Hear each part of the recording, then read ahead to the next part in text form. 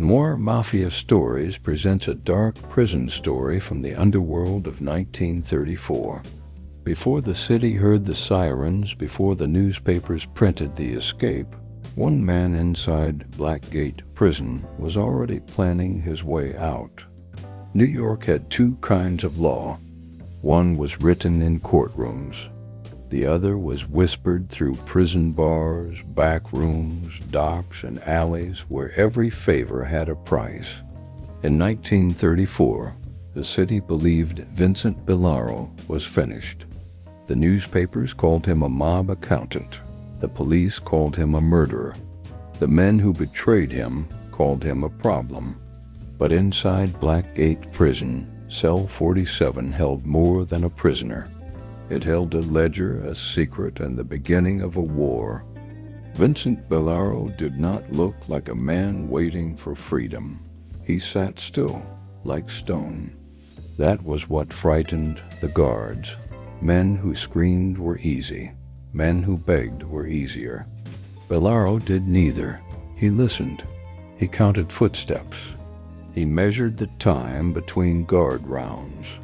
He studied the key ring, the weak lock, the blind corner, and the tired men paid too little to protect secrets worth millions.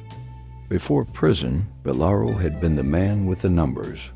Not the loudest man in the room, not the man with the gun, the man with the pen that made him dangerous. He knew which judge took cash, which captain ignored trucks, which union boss opened the docks, and which mafia family paid for silence. The ledger was not just evidence. It was a map of the city's real government. The Vetti family did not fear Bellaro's fists. They feared his memory. Don Carlo Vetti had built his empire on loyalty, but loyalty ended the moment a ledger became more valuable than a man. Outside prison, Bellaro's friends disappeared. His wife was watched. His brother was warned. And inside Cell 47, Vincent understood the truth. The family was not waiting for his release. They were waiting for his death. Alias Rourke had a uniform, a family, and a debt he could not explain. The prison paid him in coins. The streets charged him in blood. Bellaro saw it in the way the guard's hand shook near the keys. In a place like Blackgate, no lock opened because of mercy. Locks opened because somebody owed somebody else. The first escape did not happen. It almost did. That was worse. A red thread in the laundry room meant the tunnel was open. A guard inspection meant the tunnel was watched. Bellaro did not panic. Panic was for men who had only one plan. Vincent had three. The first failed before midnight. The second would need bloodless timing. The third would need the city itself. Warden Hollis did not believe in justice. He believed in payment. He had sold prisoner transfers, visitor lists, guard schedules, even death itself. When Don Carlo Vetti wanted Bellaro silenced, Hollis did not ask why. He asked how much. That was his mistake, because a corrupt man always leaves a trail, and Bellaro had spent his life reading trails. Rosa Bellaro had been told to stay quiet. That was how powerful men spoke to women when they were afraid. But Rosa knew the city differently. She knew the church doors that stayed open late, the taxi driver who still owed Vincent a favor, the dock worker whose son had been saved by Bellaro money, and the back streets where police cars never turned unless paid. The second plan was not heroic, it was practical. A uniform from laundry, a guard with debt, a storm loud enough to hide footsteps, a blanket shaped like a sleeping body. Bellaro did not need to break every rule. He needed 5 men to look the wrong way for 15 seconds. The door opened without a sound. That was a miracle and the curse. Rourke expected Bellaro to run. Bellaro did not run. He stood, put on the coat, took the cap, and stepped into the corridor like he had worked there for years. In Blackgate, fear made men hurry. Bellaro walked slowly. A prison is never silent. It breathes. Pipes knock. Men cough. Boots scrape stone. Bellaro moved inside that noise like a man inside music. Every prisoner saw him. None spoke. Some owed him, some feared him. Some simply hated the guards more than they hated him. Silence became his first accomplice. The tunnel was not built for men. It was built for water, waste, and the ugly secrets no one wanted to see. Bellaro crawled through it anyway. The city above had marble courtrooms and bright police badges. Underneath, everything ran through pipes. So did corruption. So did escape. Blackgate woke like an animal. Bells screamed. Doors slammed. Guards ran in every direction except the right one. That was the beauty of panic. Panic was loud, proud, and blind. Bellaro was underground by then, moving through water, with the ledger pages taped beneath his shirt. The rain outside tasted different.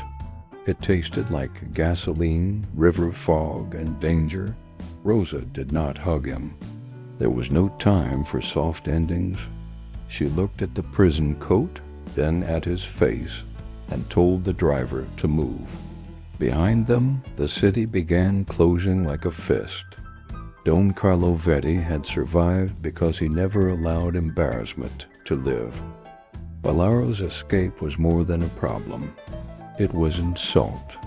It told every captain, every judge, every paid policeman, and every frightened witness that the Vetti family could fail. So Carlo gave a simple order: find Vincent before sunrise and burn whatever helped him. The safe house smelled of flour, dust, and old fear. Bellaro finally opened the ledger pages. Names stared back from the table like dead men waiting to speak. Rosa wanted to run. Vincent wanted to finish what prison had started. Outside, a sedan rolled slowly past the bakery. Then another. The city was already choosing sides. The docks had their own language. Bellaro spoke it. The informer gave him one rut: a river boat leaving before dawn. No questions, no manifests, no police. But information moved faster than cars. By the time Bellaro stood up, Don Carlo's men were already at the tavern door. Bellaro had escaped a prison only to find a larger one. Every street had eyes. Every taxi had a cousin. Every cop had a question he might sell. Rosa kept moving. Vincent followed. Above them, the rooftops shone with rain. Below them, police and mafia cars crossed the same streets like they were hunting for the same prize. The courthouse should have been the end. It was only another room with men inside. Harris, the prosecutor, wanted the ledger. Bellaro wanted a guarantee. Rosa watched the hallway. Then she saw the captain's shadow beneath the door. In that second, Vincent understood the terrible truth. Even justice had been listening for Don Carlo. At dawn, the docks became a courtroom without walls. Don Carlo came for the ledger. Harris came for a case. The police came for whoever they could still afford to arrest. Bellaro did not win cleanly. Men like him never did. But the names reached the newspapers. Blackgate began talking. The Vetti family began bleeding money, favors, and trust. Vincent Bellaro disappeared into river fog, not as a free man, but as proof that one escaped prisoner could make an empire afraid. Noir Mafia Stories presents original Mafia noir crime stories about power, betrayal, prison walls, underworld loyalty, and the price of silence. Subscribe for more original crime sagas from the dark side of American history. Noir Mafia Stories brings you original underworld stories about power, betrayal, prison walls, and the price of silence. Subscribe for more Mafia Noir stories.